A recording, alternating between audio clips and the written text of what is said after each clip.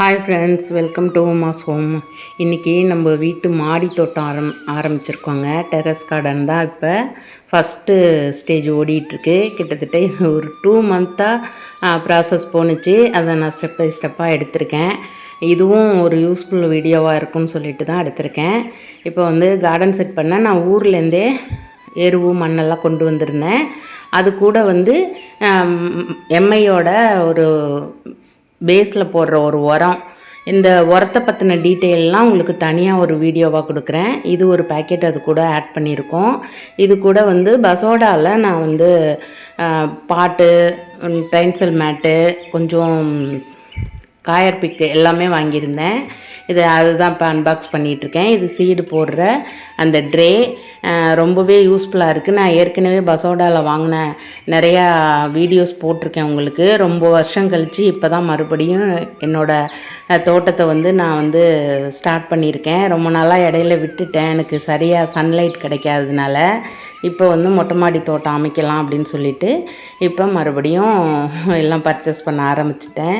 இது வந்து ஒரு பெரிய ஒரு ஹாபிங்க. நம்மளுக்கு வந்து இதோட முடிஞ்சிடும்னே சொல்ல முடியாது. நம்மளுக்கு வந்து கண்டினியூஸாக செடியை பார்க்கும்போது புதுசாக பாட் வாங்குகிற மாதிரி இருக்கும், மண் கலவை ரெடி பண்ணுற மாதிரி இருக்கும். இது எல்லாமே நம்மளால் இது குறைச்சிக்க முடியாது. நம்மளுக்கு அந்த மாடி தோட்டம், காய்கறி, பூச்செடி இதெல்லாம் வைக்கணுன்னு ஆசைப்பட்டுட்டா இதெல்லாம் நம்ம கொஞ்சம் ஸ்பெண்ட் பண்ணி தான் ஆகணும். இதில் வந்து பால்சியம் விதை வாங்கியிருந்தேன். அது கூட வந்து பஞ்சகாவியமும் வாங்கியிருந்தேன். க்ரோ பேக்கு எல்லாமே பாட்டு எல்லாம் இருக்குது. இதுக்கு வந்து எனக்கு 3 பேர் லோக்கலில் வந்திருந்தாங்க கார்டனிங் வைக்கிறதுக்கு. இவங்க 3 பேரும் சூப்பராக எனக்கு மண் கலவையெல்லாம் செஞ்சு க்ரோ பேக்கில் வச்சு சீடெல்லாம் போட்டு கொடுத்தாங்க. இதுதான் நான் ஃபஸ்ட்டு ட்ரைன்சல் மேட்டை வந்து கீழே போட்டு அது மேலே தொட்டியெல்லாம் அந்த க்ரோ பேக்கெல்லாம் வச்சுருந்தேன்.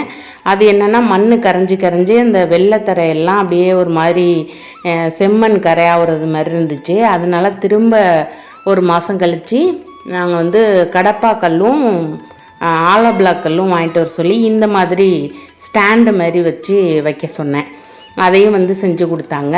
அப்புறம் வந்து வீணா போன வாட்ரு கேனு எனக்கு கிடச்சிச்சு. எங்களுக்கு தண்ணி கேன் போடுறவங்கள்ட்ட கேட்டிருந்தேன். ஒரு 20 கேன் கொடுத்தாங்க. அது எல்லாத்தையும் இந்த மாதிரி ஓட்டை போட்டு எடுத்துக்கிட்டேன். நான் க்ரோ பேக்கும் வாங்கியிருக்கேன், நிறைய தொட்டியும் வாங்கி இந்த வாட்ரு கேன் வந்து வீட்டுக்கு பேக் சைடு வைக்கலாம் அப்படின்னு சொல்லிட்டு அது வந்து எங்கள் எலக்ட்ரிஷியன் பையன் வந்து எல்லாத்தையும் கட் பண்ணி கொடுத்தாரு. அடுத்தது ஊர்லேருந்து ஆட்டு எருவும் மாட்டு எருவு, வெர்னி கம்போஸ்ட் எங்கள் ஊர்லேயே வந்து சுய உதவிக்குழுவில் லேடிஸ் எல்லாம் செய்கிறதா சொல்லி 1 கிலோ 10 ரூபான்னு எங்கள் அக்கா வாங்கி கொடுத்து விட்டாங்க. அது ஒரு 30 கிலோ. கொக்கோபீட்டை வந்து நல்லா தண்ணியில் ஊற வச்சு அந்த எண்ணெய் உடச்சி நல்லா எடுத்துகிட்டு வந்து ஆளுக்கு ஒரு வேலையாக செஞ்சாங்க. காலையில் 6 மணிக்கே வந்துட்டாங்க. வந்து மதியம் 2 மணிக்குள்ளே எல்லா வேலையும் சூப்பராக நீட்டாக செஞ்சு கொடுத்துட்டு போனாங்க. இந்த லோக்கலில் இருக்கிறவங்களுக்கு யாருக்காவது இவரோட நம்பர் வேணுன்னா சொல்லுங்கள், நான் டிஸ்கிரிப்ஷனில் கண்டிப்பாக கொடுக்குறேன். இது கூட நான் ஊர்லேருந்து வாங்கிட்டு வந்த வேப்ப புண்ணாக்கையும் கலந்துருக்காங்க. என்னோடய மண்கலவை எல்லாமே இப்படி தாங்க இருக்கும். இங்கே வந்து பக்கத்தில் கிடச்ச செம்மண் கொஞ்சம் நாங்கள் போட்டுக்கிட்டோம். மாடியில் போட்டது எல்லாமே நான் ஊர்லேருந்து கொண்டு வந்த மண்ணும் எருவும் தான் கலந்து எல்லாத்தையும் போட்டு இந்த மாதிரி மிக்ஸ் பண்ணிட்டாங்க. மாடியில் முடிச்சதுக்கப்புறம் இப்போ கீழே வந்து எனக்கு செஞ்சிட்ருக்காங்க. வீட்டை சுற்றி கம்மியான இடம் தான் இருக்கிற இடத்துல நம்ம போடணும்னு சொல்லிட்டு இந்த மாதிரி வாட்டர் கேனில் ஃபுல்லாக பேக் சைடு வச்சு கொடுத்துட்டாங்க. இது மாடியில். இதுவுமே எனக்கு பத்தலைங்க. இதுக்கு மேலே ஒரு பர்கோலா போட்டு அது மேலே வந்து கொடி செடியெல்லாம் படரணும்னு சொல்லிட்டு நம்ம அடுத்தது ஆரம்பிச்சிடலாம் அப்படின்னு சொல்லிட்டு அதுவும் செஞ்சு முடிச்சிட்டேன். இது தாங்க அது 4-5 கம்பி போஸ்ட் மாதிரி ஊனி மேலே வலையெல்லாம் போட்டு இது பண்ணியாச்சு. ஏன்னா நம்ம செடியெல்லாம் சாஞ்சிரும், கம்பு வச்சு நிமித்தி கட்டணும். இதுனா நூல் விட்டு அப்படியே நம்ம கட்டி நிமித்திக்கலாம். இதெல்லாம் செஞ்சுருக்கேன். இதெல்லாம் ஃப்யூச்சரில் நான் ஒன்று அப்டேட் பண்ணுறேன். இப்போ தான் எல்லாம் வச்சு சீடெல்லாம் வளர்ந்துட்டு வருது. ஃப்யூச்சரில் ஹார்வெஸ்டிங் வீடியோலாம் நிறையா வருங்க. இப்போ வந்து வீட்டில் இருந்த மிதிப்பாவை வந்து பழுத்து போயிருந்துச்சு. அதை வந்து எடுத்துகிட்டு வந்து ஊனி வைக்கிறேன். இந்த மாதிரி கையில் கிடைக்கிற சீடெல்லாம் அப்பப்போ எடுத்துக்கொண்டு வந்து ஊனி வைப்பேன். கீழேயும் போட்டிருக்கோம், மேலேயும் போட்டிருக்கோம். இதை பற்றின டீட்டெயில் வீடியோ எதுவும் வேணும்னா கமெண்டில் கேளுங்க. ஃப்யூச்சரில் இனிமேல் நம்மளோட மாடி தோட்டம் அப்டேட்டு அடிக்கடி வந்துட்ருக்கோம்.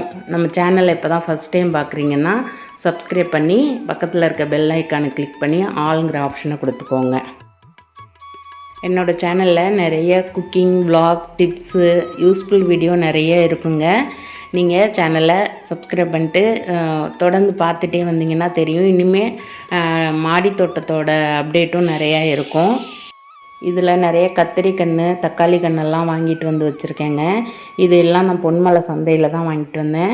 எங்கள் வீட்டில் போட்டிருக்க ஏசிலேருந்து வர்ற வேஸ்ட் வாட்டர் எல்லாமே இந்த மாதிரி செடிக்கு வரணுங்கிறதுக்காக எல்லா ஏசிக்கும் பக்கத்தில் இப்போ வந்து அதை எல்லாம் பைப்பு போட்டு எனக்கு எடுத்து கொடுத்துருக்காங்க. இது எல்லாம் மல்லிகைப்பூ செடி, காக்கரட்டை, ஜாதி மல்லி. இது வந்து பிரியாணி இலைங்க. இதுவும் பொன்மலை சந்தையில் கிடச்சிச்சு. இது கனகாம்பரம், இது திருநீற்று பச்சளை, இது துளசி, எல்லாமே வச்சுருக்கேன். இங்கே வந்து இதில் வந்து எலுமிச்சக்கன்று வைக்கிறதுக்காக வாங்கி மண் ரொப்பி வச்சுருக்கேன். இது மினி ஆரஞ்சு செடிங்க. இதுவும் பொன்மலை சந்தையில் தான் கிடச்சிச்சு. பார்க்க க்யூட்டாக இருக்குன்னு வாங்கிட்டு வந்து வச்சுருக்கேன். ரொம்ப பெருசாக வளர்ந்து படர்ற செடி நம்ம மாடி தோட்டத்தில் வைக்க முடியாது. அதனால் குட்டி குட்டி செடியாக உள்ளது மாதிரி ஒட்டுக்கண்ணெல்லாம் வாங்கி வைக்கலான் இருக்கேன். நான் க்ரீன் நெட் எதுவும் போடலைங்க. நான் இந்த மாதிரி பந்தலாக படர விடலான்னு சொல்லிட்டு தான் பிளான் பண்ணியிருக்கேன்.